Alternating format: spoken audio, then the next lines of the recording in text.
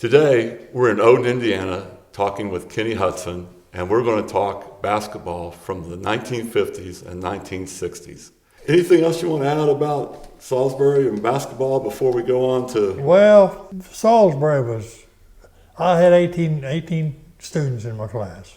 18 students. I think 13 boys and 5 girls, if I remember correctly. So when we're talking about small basketball team, a small school, just in comparison, when you went to Bloomfield, how many were in Bloomfield's at that time? I don't know. They would have had a lot more than we did, and had a lot more rivalries. Right. Well, just moving on, after you graduated there in 51, you went to Indiana, and I think you said you completed 1 year at Indiana, and then your sophomore year, you did something a little out of the ordinary. My freshman year, I went to IU, and of course, 12 miles from Bloomington. Yeah. And my first semester's tuition at IU cost me less than $50. So it was not that difficult to go to IU, and it wasn't really easy either. But anyway, I went to IU 1 year, and then I got a job in Indianapolis. I worked at Chevrolet commercial bodies and load the boxcar. Every night, 2 of us load a boxcar, and these components of a vehicle would be shipped to an assembly plant where they'd be assembled. But every night you had to load a boxcar. Every night, 2 of us would load would load a boxcar. And then the next morning you go to class? Well, I worked. I think I got off work at midnight, so 1 semester I done that. And this is when you were at Franklin. I don't know if we said that yet or not, but that was at Franklin College. Okay. I went to Franklin College, and the second semester I didn't. I quit work, and I played on the B team basketball team, and got a B team letter. And then I also played baseball, and I did letter in baseball, and got a sweater for baseball. Mm-hmm. But then, having completed that, then I came back the next semester. That would have been the first semester of my junior year, and I went back to IU. Okay. But my class, the class of 51, hit the Korean War head on, and I think everyone in my class was drafted. Okay. My mother wrote a letter to the draft board, and I got a deferment. She got me a deferment to go to school. But if I had kept that deferment, had gone to school, then as soon as I graduated from college, I'd had to go in service. Okay. So I chose to go to service after that semester. So in January of 54, I went into the service and ended up in Korea. And but then when I came back, I got back about Thanksgiving time in 55. I went to IU a semester, and then at that time there were a lot more jobs than there were teachers. I remember telling my dad late in the summer, go get me a job and I'm going to teach this fall. How can you do that? Well, jobs are plentiful and the people are not. And it turned out my brother was teaching down at Lagodi, and he called me and says, Offersville's got an opening for a coach.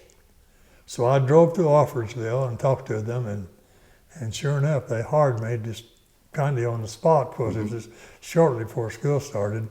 That was my first job, and that year I bought a 56 hardtop convertible Pontiac, and my year's salary and the price of that car were $100 difference. Okay. One of them was $3,400, and one of them was $3,300. I don't know which was the most. Well, another thing before we leave the contract. So how many teams were you coaching, and how much help did you have that year? Oh well, when I went to Offersville, I was the only coach, but I did have we had a freshman and a B team and a varsity and a junior high team, a 7th, 8th grade. We didn't have a freshman team. Okay. We didn't have a freshman team. We had a 7th and 8th grade team. JV. And played about 20 ball games apiece. And I had a B team and a varsity. And I coached about 75 games that first year. And you didn't have any assistants? No assistant, no help, no. Okay. So you stayed pretty busy coaching basketball. I had a full-time job teaching. Yeah. My free period quotes at school was when I had a study hall. If I had a study hall, I could work on my own lessons. I'd never taught before. I had all these books and you hadn't graduated yet either, right? No, I had no student teaching. Yeah. So with 3.5 years of college, I started teaching, and all of it was new to me. So I had to study the lessons, I had to teach the lessons, and then basketball. And gone every night. Just about those 2 years at Offordsville, what stands out in your memory about those teams? Mr. Canary, the principal, had been the previous coach, and his son was a sophomore my first year there. Mm-hmm. The sophomore class was a good, strong class with some good kids, good ball players. And he'd worked with them and played a lot of junior high games with them and so forth. But we also had 2 or 3 upperclassmen who played. Mm-hmm. But we had a good ball team. And Butch Canary was a sophomore kid, the coach, the principal's son, and he got killed. In the summertime after his sophomore year, he was working at Washington, and he got into electric wires and was electrocuted. Yeah. But when he was there, the first year, we won 13 ball games, lost 8. And that's your first year coaching? That was my first year coaching. And I think that the 13 games is probably an all-time record, probably the most Offordsville ever won in 1 year. Yeah. In the the next year, my second year, interesting thing in the second year, Jim Watson, who was a coach at St. John's, good friend of mine. That time the coaches were pretty close, spent a lot of time together, and meet at evenings and spent an evening together. But Jim told me just before school started, he says, Kenny, I believe that with my team this year, I think I can win all the 18 games, scheduled games. He says, I think I can win the holiday tourney, and I think I can win the sectional, but I don't know after that. And he told me that sincerely. Well, here I was, we opened with them. They came to Offordsville to play the first game, and we beat them. And he was projected he was going to go all the way to the sectional. And that was... Yeah. What did your team say? Remember what that record was that year? I think we won 10 games. I think we won 10 and lost 11. Yeah. We didn't have a winning record, but... Well, one thing I wanted to just ask you a little bit too. Your first year going down in 57, it would have been to the sectional. Washington sectional that year had 12 teams, and they may have had as many as 14. Well, I think they had 12, but they played there in the Washington, the Hatchet House at that time. The first, I guess, Hatchet House that I would remember seated, I think, 5,200 people. How many people could you get in Offordsville, Jim?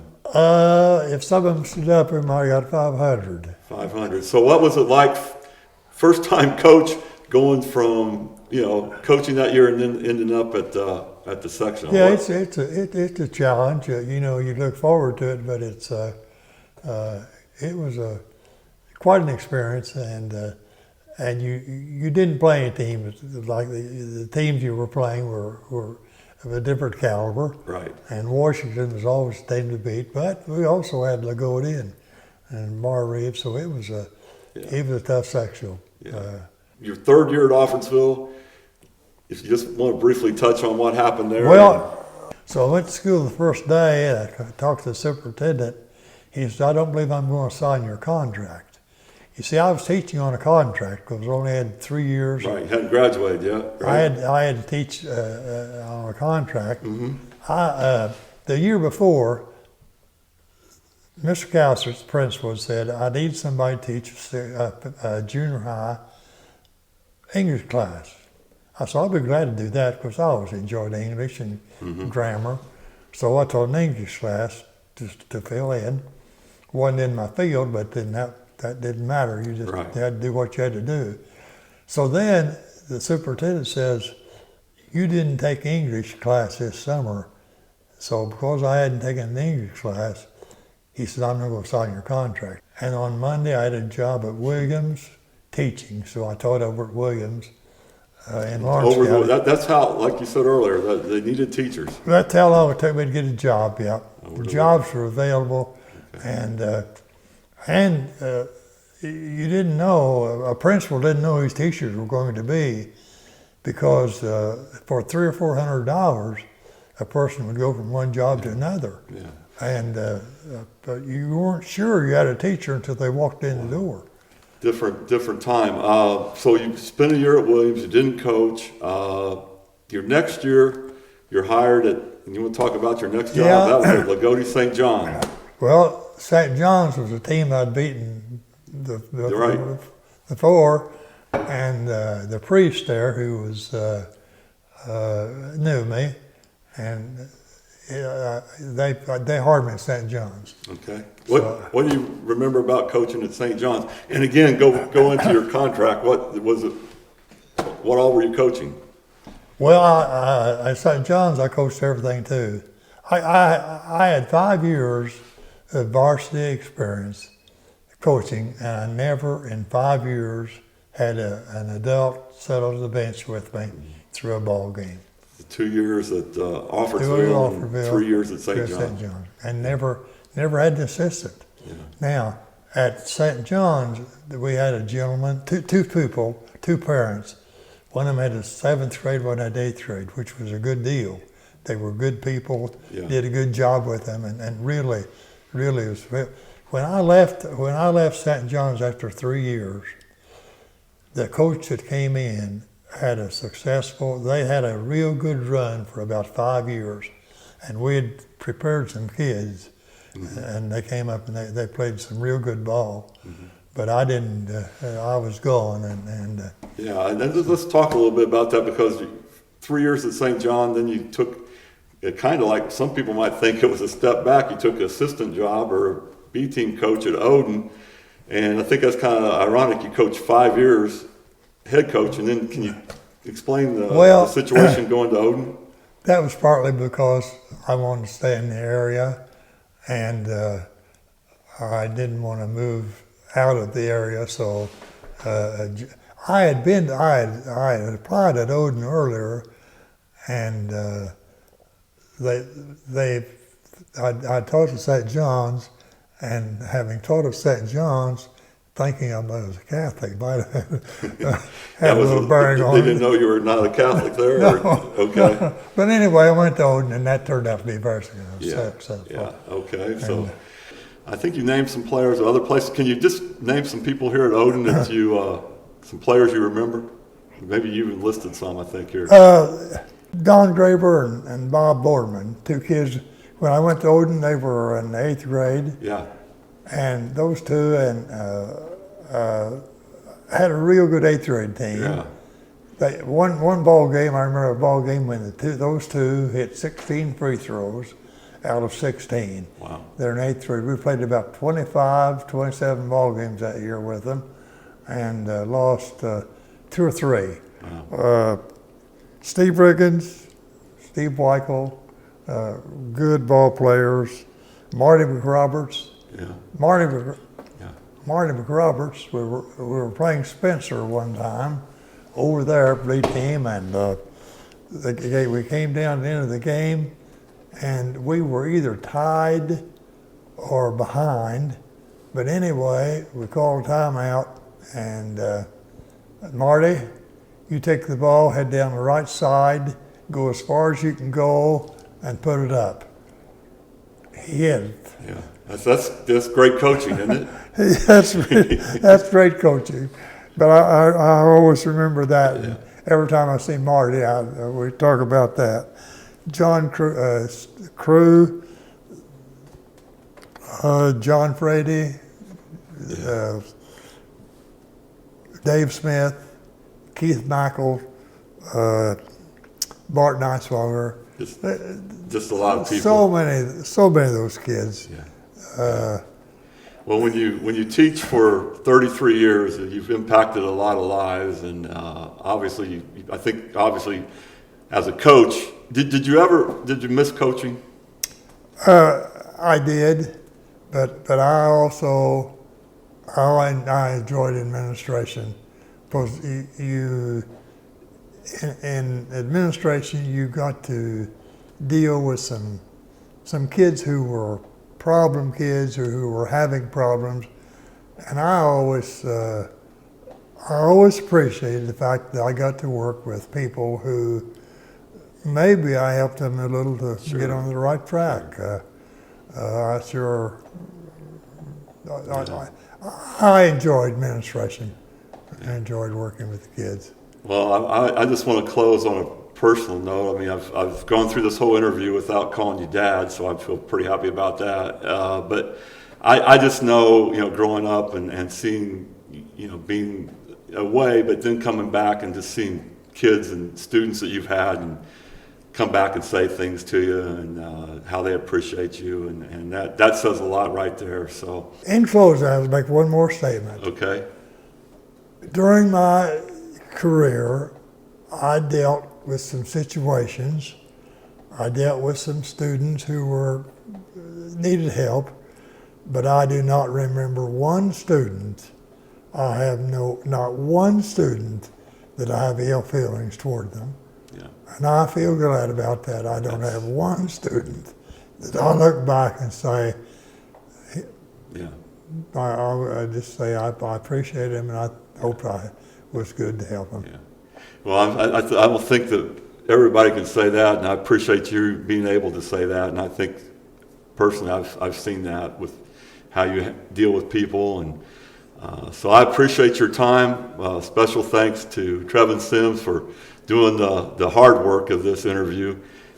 We enjoyed bringing this session of the game Remembered today, and we would just hope that we have some things in the future lined up, and we just hope that you will watch them with us and be on the lookout for it. So thank you so much. Have a good day.